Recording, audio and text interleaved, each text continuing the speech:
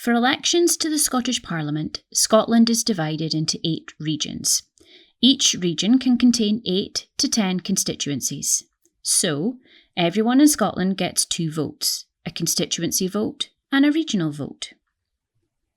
There are 73 constituency seats and 56 regional seats. Combined, these return 129 MSPs to the Scottish Parliament. Constituency MSPs are elected by a first-past-the-post system. You simply vote for the candidate you want to win. Whoever gets the most votes wins and becomes an MSP for that constituency. It's really that simple.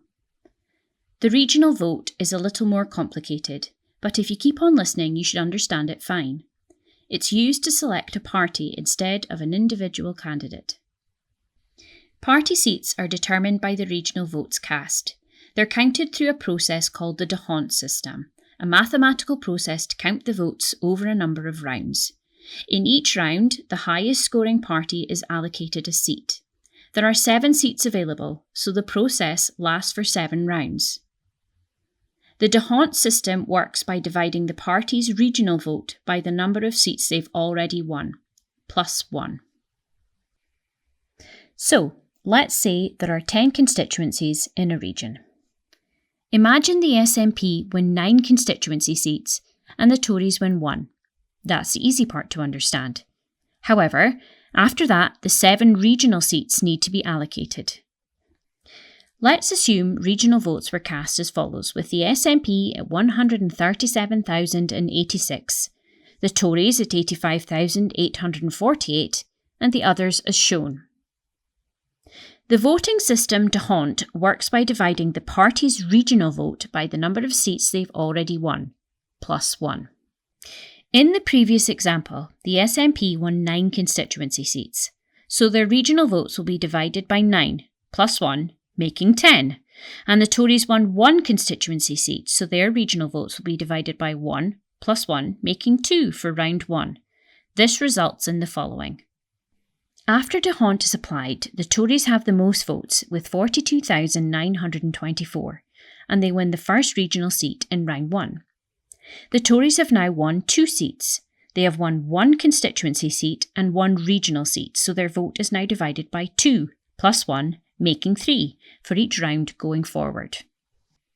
After D'Hondt is applied for round 2, Labour have the most votes with 38,791, so they win the second regional seat.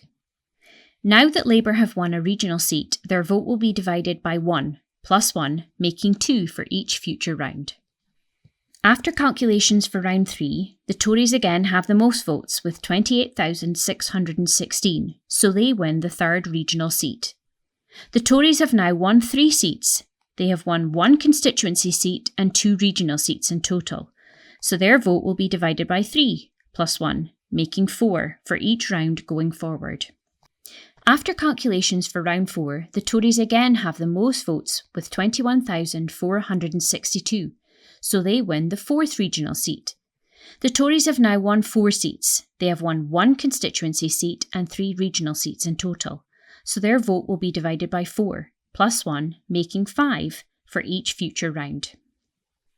After D'Hondt is applied for round 5, Labour have the most votes with 19,396, so they win the 5th regional seat. Now that Labour have won 2 regional seats, their vote will be divided by 2, plus 1, making 3 for each round going forward. After D'Hondt is applied for round 6, the Lib Dems have the most votes with 18,444, so they win the 6th regional seat. Now that the Lib Dems have won a regional seat, their vote will be divided by 1, plus 1, making 2 for each future round. After counting has been completed for round 7, the Tories win 17,170 votes to secure the 7th and final regional seat. All the regional seats have now been allocated, so let's look at the final results. The SNP would win 9 constituency seats, getting 9 MSPs, but they didn't win any regional seats. The Tories would get 5 MSPs, 1 from the constituency seat and 4 regional seats. Labour would get 2 and the Lib Dems 1 regional seat. Sadly, however, this isn't just an example. This was actually the result in North East Scotland in 2016. Unionist parties won all 7 regional seats with a combined total of 143,083 regional votes. The SNP total of 137,086 regional votes got them 0 seats. To make matters worse, this happened all across Scotland because of both votes SNP. There are 2 critical things to understand. Firstly, the SNP could have got 171,000 votes, almost 34,000 extra votes in North East Scotland, and it would have made no difference to the 2016 result. Secondly, and conversely, the SNP could have got 0 votes, and it would have made no difference either. Both votes SNP just wastes independence votes. The D'Hondt system stops parties doing well with regional seats if they do well with constituencies. In 2016, the SNP only won 4 regional seats all over Scotland. In 2021, the SNP are projected to do worse in the regions if they continue with both votes SNP. In the 2021 Scottish Parliament elections, the SNP, currently polling at 55%, are forecasted to sweep constituency seats across Scotland. Every independent supporter should be delighted by this. However, their success in constituencies means the SNP are projected to do even worse with both votes SNP in the regions because of the D'Hondt electoral system. Both votes SNP waste hundreds of thousands of regional independence votes across Scotland. It lets unionists, directed by Westminster bosses, to tactically vote and win nearly all the regional seats. However, it doesn't have to be like this. The Independence for Scotland Party, ISP, is a party committed fully to independence and is running on the regional list only in 2021. Let's assume in 2021 the ISP runs on the regional list only and gets 50% of the SNP's 137,086 regional votes. What would happen? As the simulation runs using the identical methodology and conditions, you can see that things are a little different. The ISP is taking seats from Unionists. By round 7, they have won 3 regional seats. So how would this compare to 2016? Taking 2016 as the benchmark, if the ISP convinces 50% of pro-independence voters who voted SNP in North East Scotland to vote for them in 2021, they could win 3 seats from Unionist parties. That's the difference the ISP could make standing in one region. Imagine if this was to happen all over Scotland. If we look at the 2016 Scottish Parliament, we can see that although the SNP is the largest party with 63 MSPs, they do not have a majority and seem reluctant to move forward with independence even with Green support.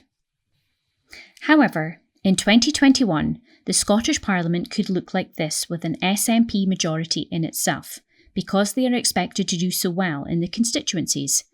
But the Parliament would also have an enhanced pro-independence majority because 18 ISP MSPs could be elected to push directly for independence. It would also allow independent supporters to think about this. Would you rather have British parties operating in Scotland through Unionist MSPs telling Scots that they are worthless without the benevolence of their Westminster paymasters? Or would you rather have independents MSPs standing up for Scotland's place in the world? The SNP have been leading the independence movement for nearly 86 years. Their contribution over this time under multiple leaders and personalities has been immense.